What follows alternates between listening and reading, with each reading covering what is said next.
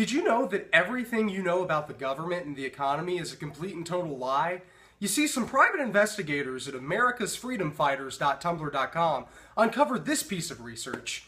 You see, apparently, up until 1913, Americans kept all of their earnings. Despite this, America still had schools, colleges, vast railroads, subways, and an army and a navy. Tell them again why taxes are necessary? I suppose my favorite part of this meme is that if you rearrange it, you can pretty much answer the main question. Tell me again why taxes are necessary? Schools, roads, colleges, vast railroads, subways, and an army and a navy. You see, 1913 was the year that we adopted the 16th Amendment, which allowed Congress to collect a federal income tax. But if you follow the logic of this meme, apparently 42 states ratified it for completely no reason, because things were wonderful in America in the early 20th century. In fact, to prove a point, let's cut over to me for a 1913 weather forecast, shall we? After you, Taylor. Thanks, Taylor, and welcome to your 1913 weather forecast.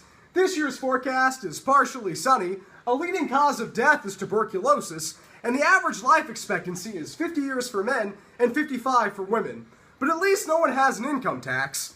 Well, the federal one at least. A lot of states still have them, and the federal government still levies excise taxes and tariffs. But people love them. In fact, they love them so much that they threw a rebellion over it. A whiskey rebellion, to be more precise. The Whiskey Rebellion of 1791, because a fight's not a fight without Jack Daniels.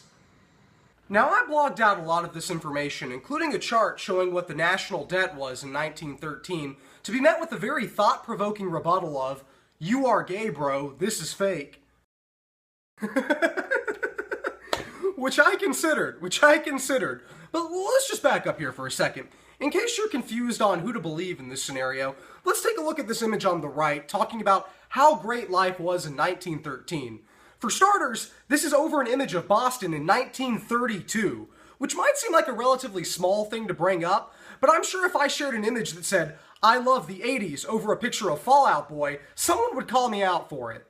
So the moral of this story is, despite some weird nostalgia for the early 1900s, the US economy is fundamentally different than it was back in 1913, when there was no such thing as Social Security or Medicare.